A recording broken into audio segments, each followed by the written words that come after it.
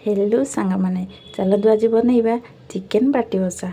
Chicken आम fast पकईदेवा लुण तापर कि अदा रसुण पेस्ट तापर कि दही तापर आम कटा टमाटो आ पियाज तापर कि हल्दी गुंड लंका गुंड जीरा गुंड आ चिकेन मसला देकी भल भाव गोले नवा।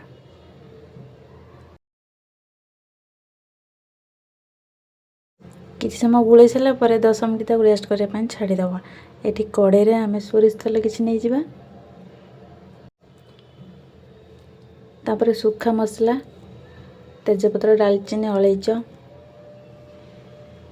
तापर आम जो गोले रखते चिकेन आ मसला को सब देदेवा तापर भल भाव कषि नवा।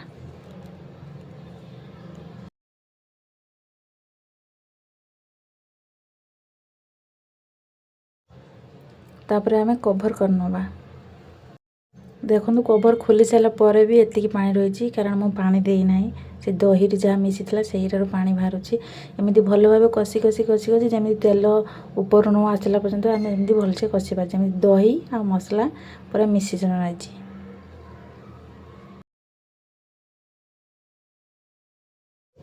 एमती चिकेन को भल भाव कषा 2-3 थर कभर करनवा। देखिए केते सुंदर चिकेन देखंतु केते सुंदर आमर दही आ मसला पूरा मिसी जाइए पानी सब कड़े मरी जाइए तेल ऊपर को उठी सारी। एबे आमर चिकेन अधा अधी पूरा रेडी हो सारी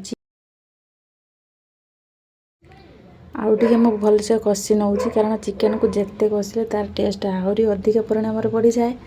एबे चलतु मु लास्ट टे धनिया पत्र पकई दूची। हाँ सांग मैंने मो चिकेन बाटी बसा केमिति लगिला तो प्लीज कमेंट।